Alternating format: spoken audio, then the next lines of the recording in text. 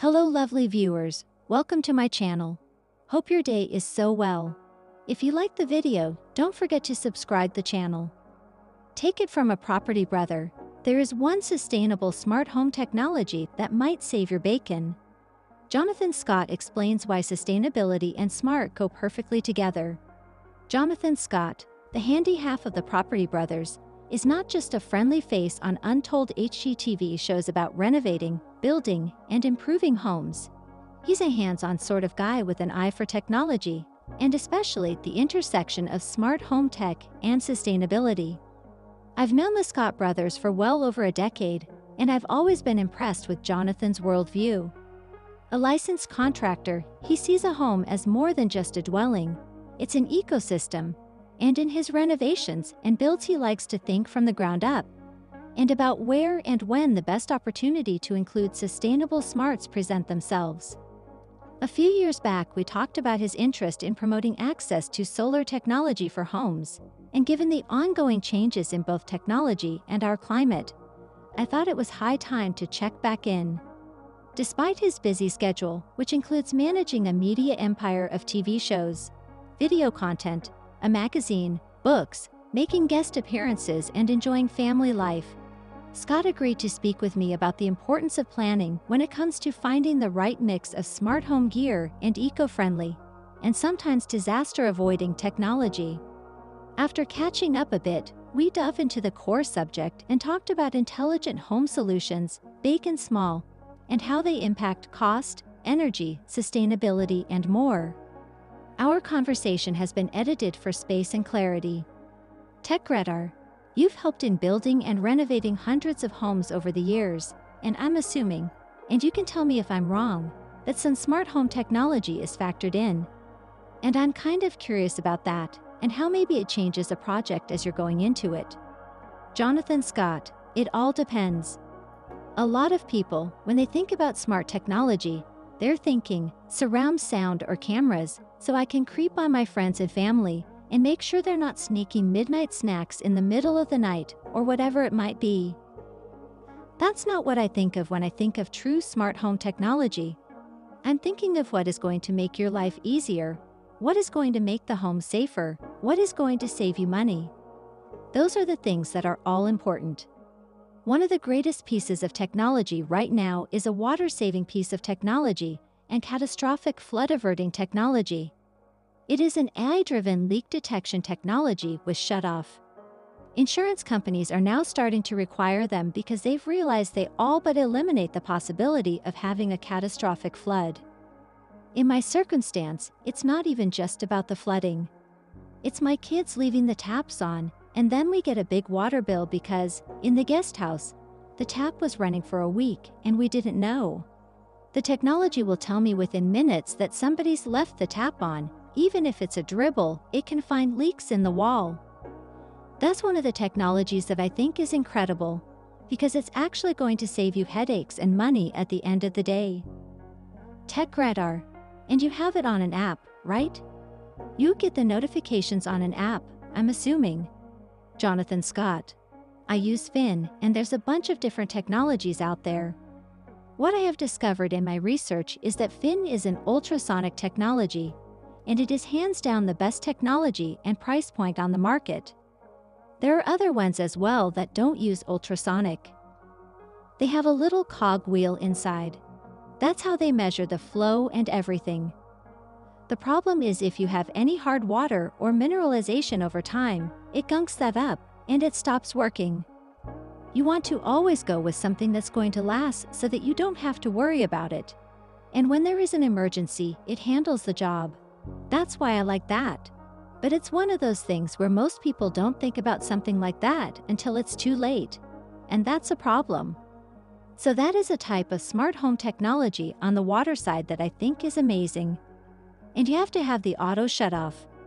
There are some devices that just monitor flow, but then in an emergency, that's not going to help you, especially if you're not at home. I've actually averted several floods, not only in our house but in our parents' house, where something happened and immediately the technology caught it. No water damage at all. Same on the power side. There are tons of technologies where you can read the smart panels, for example, where it communicates with all your appliances and it says, "This appliance is using excess energy," which usually means that the motor's about to go out on a fridge or something like that. Jonathan Scott, you can also, if you went away on vacation and you're like, "Oh my gosh, did I leave the curling iron on?" You can shut off any individual circuit within the house using these power apps as well.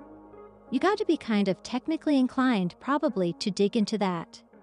The real reason I love putting in a smart panel, like a SPN panel, I think you and I have talked about SPN before as well. They do smart panels, EV charging, all kinds of stuff.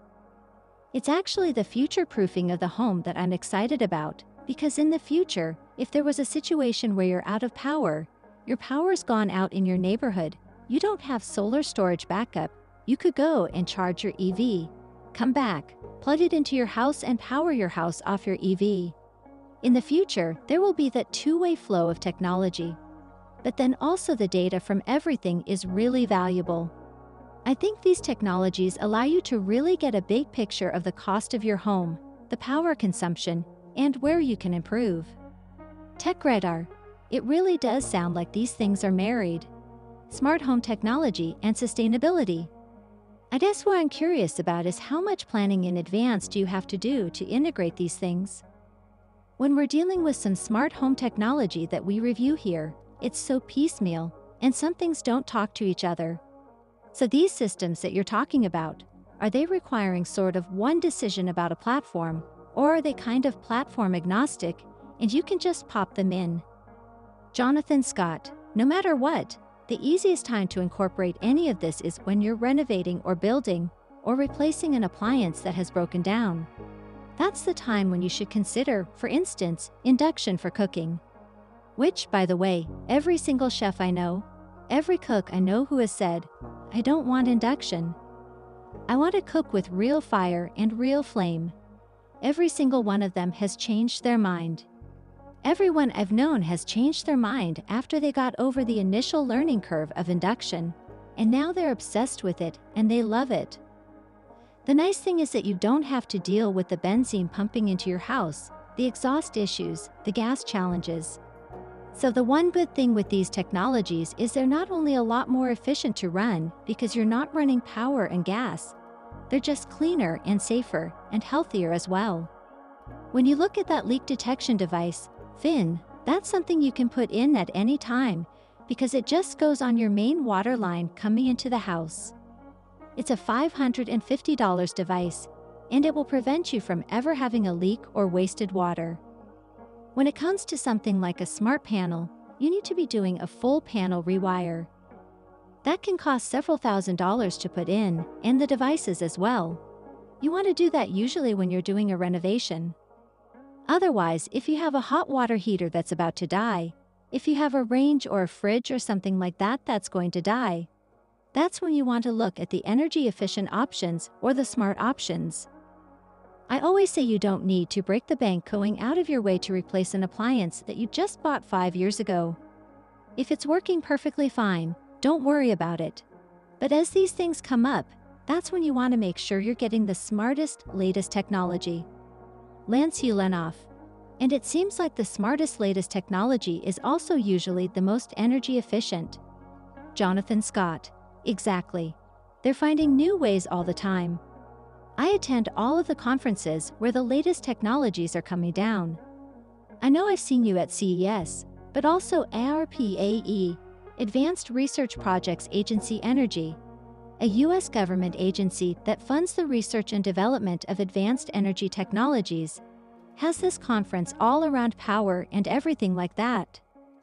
There's some really cool ideas floating around. One of the ones that we're seeing is appliances that have battery backup within them. For example, ranges, you're cooking and the power goes out. A lot of people don't realize that if you have a battery backup, that only usually covers about 4 circuits. The batteries aren't covering your entire house. It's covering 4 circuits. You have to decide what you want to back up. There are some appliances now where even if the power goes out, you trickle charge. Normally, a range, if it's electric or induction, It'll have a 220-volt plug. And so that's a lot of power, and it's also more expensive when you're running to it. They have some new ones now that are only a 110-volt plug. So just a regular outlet, it trickle charges over time. Throughout the night, it fills up its battery. Then when you're actually cooking, it's drawing from the battery and not from your power source. If most people are cooking at dinner time, that's when most utilities charge the most money for their power, because that's when everybody's using it. Lance Ulanoff. That's really smart, because in my house right now, we're having some discussions about doing laundry and things, and dishwashing at what time. Because we just got this note, don't do it in peak time. There's a problem with that. You're going to maybe incur higher costs, and I hadn't actually heard about that new technology. Basically, what they sound like is hybrid devices. It's like hybrid cars, right? Jonathan Scott. Yeah, and it's early. These technologies will improve. And even on the laundry side, GE has their Profile, which is this all-in-one washer-dryer. And in the past, a lot of these all-in-one units, they never dried very well. This system is incredible. So first of all, you don't have to vent it. It's a heat pump system. It takes all the moisture out of the clothes. You don't have to have a vent going anywhere. It also only plugs in with 110 volts. So you don't have to run 220 volts. You can essentially put laundry in a place where you would never have been able to put laundry before, because wouldn't have been very easy. And it automatically puts your load over from wash to dry. If you have everything in there and you don't need to go and change it over, you don't have to do anything. I think it does the full wash and dry cycle in 2 hours or an hour and a half. All of these technologies, when they first come out, they're a little awkward. It's kind of the awkward teen years of technology. And then once it actually takes root, things will be totally different. To be totally honest, my opinion of where the future is going to be in not only heating but also powering your home. Right now, all of the appliances, so whether it's induction cooking, VRF, variable refrigerant flow, a type of HVAC, heating, ventilation and air conditioning system, or heat pump for heating and cooling. You do not need gas for your heating and cooling anymore. Even in cold climates, they've proven that the new heat pump technology is incredibly efficient. The only place where right now all-electric technology is not great is in instant hot water heating. If you want tankless hot water heating, if you go all-electric, it just draws so much power that it ends up being expensive. And it also means you have to upgrade your service usually. If you have room for a hot water tank, then a hot water system is the way to go. That's no problem. You just have to size it appropriately. But give it another 5-10 years. I think the future is going to be every room where you need hot water, kitchen, bathroom, underneath the baseboard, there's that wasted space there. There's going to be a small unit in each of those that heats on demand as you need it. And that way, you're not traveling it all through your house in pipes, letting it heat up and cool down instantly. Tech radar. And you're wasting the water in that distance. First, you turn it on, all the cold water comes, and then you get the hot water. Jonathan Scott. Exactly. The other thing that I think is going to be in the further future, I think we're going to have some source of power that we bring into our home, like a battery that powers the entire house for a period of time, a year, who knows what it would be. But at some point, I don't think it's going to be necessarily this interconnected grid system. I think it's going to be an independent power source, and that will transform our ability to build in areas that don't have a grid system set up. Tech radar. Right. I was going to say, especially in far-flung areas where they don't have all that infrastructure set up already, it makes some sense. So that kind of segs into where we are right now in sort of the solar space. I get people coming to my door once a month pitching me on it, and we've talked about it. We just haven't, because of the investment, the cost of it, and subsidies coming and going. But you were very invested in that the last time we talked. Jonathan produced a 2019 documentary on the subject. I'm kind of curious where you see solar energy for homes right now. Jonathan Scott. There are a lot of utilities that still fight homeowners being in charge of their own power and producing their own power because that takes money away from them. I've never agreed with that because it's sort of distributing the power so that you don't have the blackouts like Texas had or the surges and whatnot that California suffers from in the summer. I do think distributed energy is a good idea. Depending on where you live, the payback period is a lot shorter or a lot longer because again, some jurisdictions, strangely enough, it seems to be the sunniest places, tend to have the worst solar policies. Shouldn't be the case, but you're right, it's a cost-prohibitive factor. And then the costs have come down a lot. But that tends to be when people decide, do I really want to do this? Do I want to do something that's good for the environment, but I don't have to put the cash up, so I'll lease the system. There are companies that still lease it, like Sunrun. They've also switched to a sales platform too, because most people, I say, if you can afford to buy your system, you're better off doing that because then you reap the benefits once you pay back the system, and that cash goes into your pocket. If you lease it, you're doing something good for the environment. You might see a little bit of a reduction in your monthly costs, but you're not really going to benefit in a big way. You're just doing something good for the environment. My thought on it is, be real cautious. There are some technologies like the Tesla solar system, which is what I have on my roof here. They don't produce as much as your newer PV panels, but this is a historic home that we're in, so we wanted to make sure it architecturally looked like slate tile, which it does. We couldn't do PV panels on it. Know where you are. Know what you're producing. If you have the ability to have the standard PV panels, it's a better way to go. You're going to get more efficiency out of it. But just make sure as well that you're aware certain times of the year, you don't get the same production. If you have trees blocking the sun from hitting your roof, which I do have a section of my roof here that doesn't get sun, that affects your production. But overall, even from when I put my first system on in Vegas, I instantly saw my power bills drop to about 10% of what they were before. It really does have a positive effect. Tech Radar. I want to switch gears a little bit because I just have a couple more questions, and I'm curious about sort of sticking more with a little bit of the smart home idea. Do you run into a lot of people who are really very interested in the idea of the centralized control and being able to talk to their house and have things happen? And is that something that's easy to do or hard to do? Jonathan Scott. That's kind of a trick question. Yes, I do believe simplifying the consumer experience is important. Having a centralized control, my house here I use Control 4, Drew uses Apple's home setup. In fact, Drew, my brother, is very connected. He's got the ability, he can talk to it. Every room, when he walks in the room, he's got motion sensors, so it turns the light on, and none of that's monitored by another company. He does it all himself. Mine, I have a company that comes in and does it.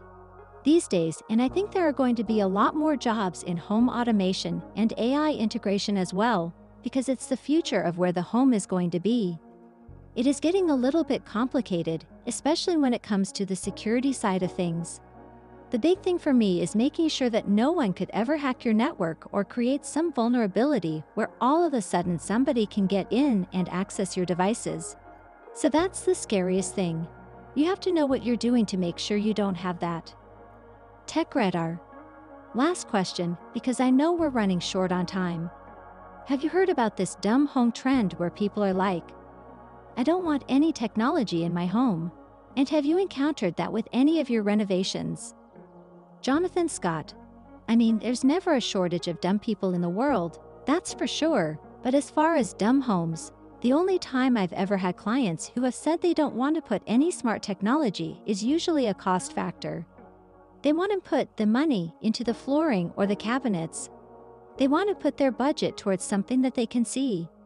And sometimes they don't think of the smart tech aspect of it. The suggestion I usually make is, if nothing else, wire your home so that inside the walls, you already have everything you need. If you want to run an access point, expand your Wi-Fi, you can do that. The biggest problem I have in a lot of newer homes is that there's bad Wi-Fi throughout. People need Wi-Fi today. They want strong Wi-Fi. So, no matter what, I usually say at least when you're running all of your electrical, run your Cat6 Ethernet cabling to anywhere where you may want to have a Wi-Fi hub, and you will thank yourself later for it. Tech Radar. The one smart thing I did with my house when I did my big upgrade, I ran Cat6 to every room in the house. Jonathan Scott. Yeah, smart. Tech Radar. And believe me, yeah, we needed the mesh network. Jonathan Scott. I take it to the next level at my house here. Not only do I have a mesh network everywhere, I also have my own cell repeaters on the property. So where we are, there is no cell service in and around the properties. But I'm the one place where we have solid cell service here, and it's because I ran my own repeaters. Tech Radar. Then the last question. Do you think that it's fair to say that a smart home is generally going to be a more sustainable home? Jonathan Scott. Yes, because it's two-factor. One, if you have something like a smart thermostat, it's turning down your demand at times when you don't need it, which is actually saving you money, saving you energy in your home. That's a good thing. But also, these technologies remind us of what our use is. When you see in an app it says, hey, you've got excessive water usage happening here, and you discover that your friend who's staying in the guest room is taking 4-hour showers. These are all things that are also going to save you money. What I like is a lot of the data from these technologies, it's just reminding us and almost gamifying the fact that we're like, what can I turn that off? I don't need that running. Why is this still plugged in? Tech Radar. Right. That makes sense.